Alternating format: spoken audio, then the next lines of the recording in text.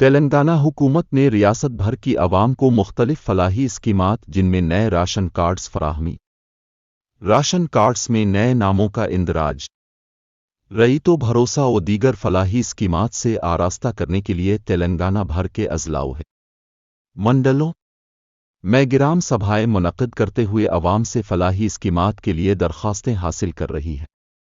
आसी के तहत भैंसा शहर में हर रोज़ वार्डों में भैंसा म्यूनिसिपल की जानिब से वार्ड सभाएं मुनक़िद की जा रही है। आज इसी के तहत भैंसा शहर के ward number 7, ward number 10, ward number 17, ward number 21 में वार्ड सभाएं मुनक़िद की गई है, जिसके तहत आवाम से फलाही स्कीमात की दरख्वास्तें हासिल की जा रही है। इसके अलावा मुताल्लिका वार्डों के ज़िम्मेदारान अपने अपने वार्ड के अवाम की रहनुमाई करते हुए दरख्वास्तों की खानापूरी अंजाम दे रही है। इस मौके पर बालाजी सत्रे, छोटा रामो, मोहम्मद मुईद, असलम के अलावा दीगर मौजूद थे।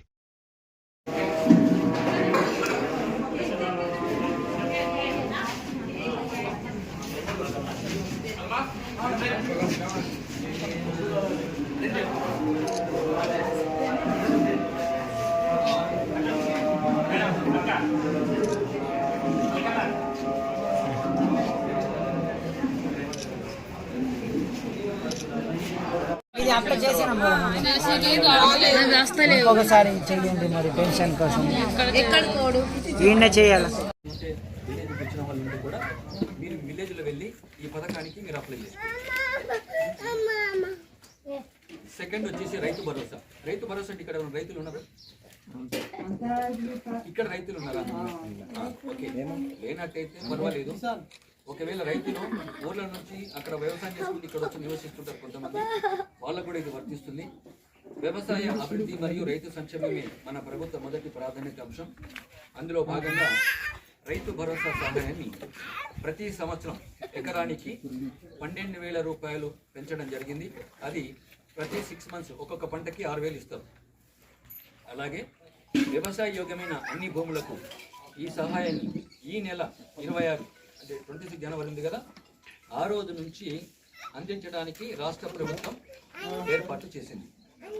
ఇంకో విషయం మీరు బాగా గుర్తుపెట్టుకోవాలి, వ్యవసాయానికి యోగ్యం కాని భూములు ఏవైతే ఉన్నాయో వాటికి రైతు భరోసా వర్తించదు. ఇప్పుడు వ్యవసాయం లేఅవుట్ చేస్తున్నారు, అవన్నీ డిలీట్ అయిపోతాయి, వాళ్ళకి మాత్రం రావు. మన వార్డులో ఉన్న రైతులందరూ ఈ పంట పెట్టుబడి సహాయాన్ని అందరూ వినియోగించుకోవాలని నేను కోరుకుంటున్నాను. నెక్స్ట్ మూడవది, ఇది చాలా ముఖ్యమైన విషయం, రేషన్ కార్డు గురించి. ప్రభుత్వం దగ్గర ఉన్న వివరాల ఆధారంగా రేషన్ కార్డు లేని నిరుపేదలను గుర్తించి అర్హులైన నిరుపేదలందరికీ కొత్త రేషన్ కార్డుల పంపిణీకి రాష్ట్ర ప్రభుత్వం అంటే మా ద్వారా ఏర్పాట్లు చేసింది. మీ సేవ ద్వారా రేషన్ కార్డులలో అదనపు కుటుంబ సభ్యులు, ఇప్పుడు ఏదైతే మీకు రేషన్ కార్డ్స్ ఉంటాయి కదా, కొత్త వాళ్ళు వస్తారు, పిల్లలు కొత్త పిల్లలు వస్తుంటారు, కోడలు వస్తుంటుంది, అలాంటి వాళ్ళ పేర్లు కూడా మీరు మీ సేవా సెంటర్కి వెళ్ళి నమోదు చేసుకోవచ్చు. ఇక్కడ కూడా మా వాళ్ళు అప్లికేషన్స్ ఇస్తారు, అప్లికేషన్స్లో మీరు ఫిల్అప్ చేసి ఇవ్వచ్చు, అవి కూడా మేము స్వీకరిస్తాం. అంతేకాకుండా ఎవరైనా కొత్తగా దరఖాస్తులు చేసుకోవాలంటే రేషన్ కార్డ్స్ గురించి కూడా అప్లికేషన్ ఫామ్స్ని తీసుకొని ఫిల్అప్ చేసి ఇవ్వండి, మా వాళ్ళు తీసుకుంటారు.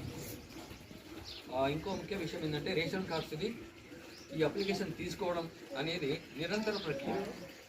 ఇది ఈ ప్రభుత్వం ఉన్నన్ని రోజులు అప్లికేషన్ తీసుకోబడుతూనే ఉంటాయి, ఈ రోజుతో అయిపోలేదు. సో ఈరోజు రాని వాళ్ళు కూడా రేపు 26 తారీఖు 27 తారీఖు నుంచి మా మున్సిపల్ ఆఫీస్కి వచ్చేసి మీరు మాకు హ్యాండ్ ఓవర్ చేయొచ్చు. మా అక్కడ ప్రజాపాలన ఒక డెస్క్ ఉంటుంది, ఆ డెస్క్లో మీరు హ్యాండ్ ఓవర్ చేయొచ్చు. నెక్స్ట్ ఇందిరమ్మ ఇండ్లు. గత వార్డు సభలో మన వార్డులో ఇండ్లు లేని వారి నుంచి దరఖాస్తులు స్వీకరించబడ్డాయి ఆల్రెడీ. అట్టి దరఖాస్తులను క్షేత్రస్థాయిలో పరిశీలించడం కూడా జరిగింది, రాష్ట్రానికి పంపించేశాం. కలెక్టర్ మేడం కూడా చూశారు, వాళ్ళు కూడా హైదరాబాద్కి పంపించేశారు సచివాలయానికి. అయితే ఈ క్షేత్ర పరిశీలనలో ఇంటి స్థితిగతులను, అంటే ఇల్లు ఉందా లేదా, స్లాబ్ ఉందా లేకుంటే రేకులు ఉన్నాయా, ఊరి గుడిసెనా, అది వాళ్ళ సొంతమా కాదా, ఇవన్నీ మేము వివరాలు సేకరించాము. ఆ లిస్టు కూడా రాని వాళ్ళ జాబితా, వచ్చిన వాళ్ళ జాబితా కూడా మా దగ్గర ఉంది. నెక్స్ట్ 40 ఏళ్ల లోపు ఎవరైనా వితంతువులు, యువ వితంతువులు అంటే హస్బెండ్ భర్త చనిపోయిన లేడీస్ ఎవరైనా ఉంటే వారు కూడా ఈరోజు అప్లికేషన్ పెట్టుకోవచ్చు. వాళ్ళకి కూడా వితంతు పెన్షన్ కూడా ఇవ్వడానికి జరుగుతుంది. నెక్స్ట్ పారిశుద్ధ్య కార్మికులు, ఇప్పుడు మా దగ్గర మున్సిపల్ పనిచేసే పారిశుద్ధ్య కీపింగ్ చేస్తుంటారు కదా, వాళ్ళు కూడా అప్లై చేసుకోవచ్చు.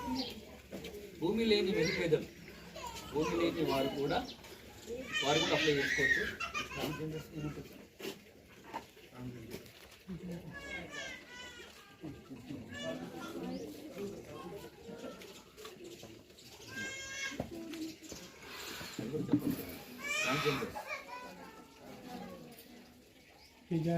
ఇజ్రా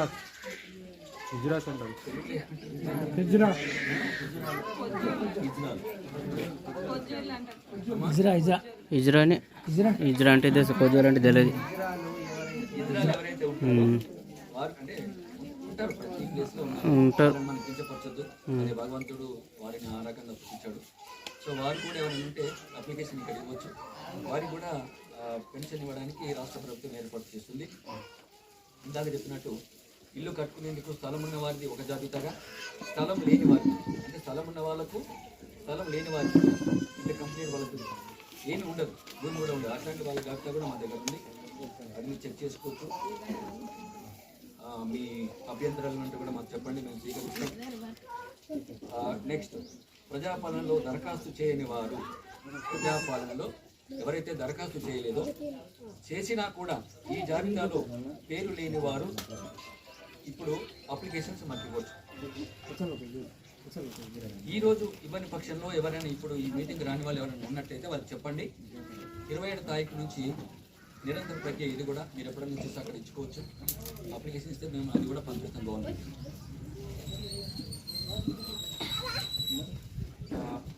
దాని తర్వాత అర్హులైతే ఎవరైతే ఉంటారో వారందరికీ ఇల్లు కట్టించడానికి రాష్ట్ర ప్రభుత్వం ఏర్పాటు చేసింది. సో ఈ పథకాలను మీరు అందరూ సద్వినియోగం చేసుకుంటారని కోరుకుంటూ సెలవు తీసుకుంటున్నాను. ఏమైనా అప్లికేషన్స్ ఉంటే మీరు అప్లికేషన్ ఇచ్చేయడం వాళ్ళకి ఫిలప్ చేస్తారు. మనము గత సంవత్సరం ఏదైతే ప్రజాపాలనలో ఫామ్ దరఖాస్తు ఇచ్చి మనం అందరూ పాల్గొనడం జరిగింది. అందులో భాగంగా ఎవరికైతే అర్హులుగా రాలేదో వాళ్ళ కోసము ఇప్పుడు ఈ సభ నిర్వహించడం జరిగింది.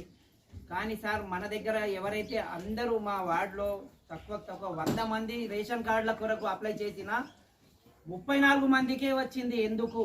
దానిపైన ఒక్కసారి మీరు మీ దగ్గర ఆన్లైన్లో అన్నీ ఉన్న తర్వాత కూడా సెలెక్షన్ ఎందుకు చేయలేదు మా అందరికీ? నేను వెరిఫై చేస్తాను. అది ఒకటి వెరిఫై చేయండి. ఇందిరమ్మ ఇండ్లు ఒకటి సార్, ఇందిరమ్మ ఇండ్లలో కూడా చాలా నిరుపేద కుటుంబాలు ఉన్నాయి సార్. ఒకతనికైతే గుడిసె కూడా లేదు, అతను ఒక రోడ్డు పైన గుడిసె వేసుకొని ఉన్నారు. ఇక్కడ డబ్బా గల్లీలో వాళ్లకు 2 కొడుకులు ఉన్నారు. వాళ్లకు ఇల్లు కూడా రాలేదు ఇప్పటి వరకు. వాళ్ళు అప్లై చేసుకున్నారు. అలాంటి నిరుపేదలకు ఎందుకు మీరు అవకాశం ఇవ్వలేదు? మున్సిపాలిటీలో ఏదైతే ఆన్లైన్ చేశారో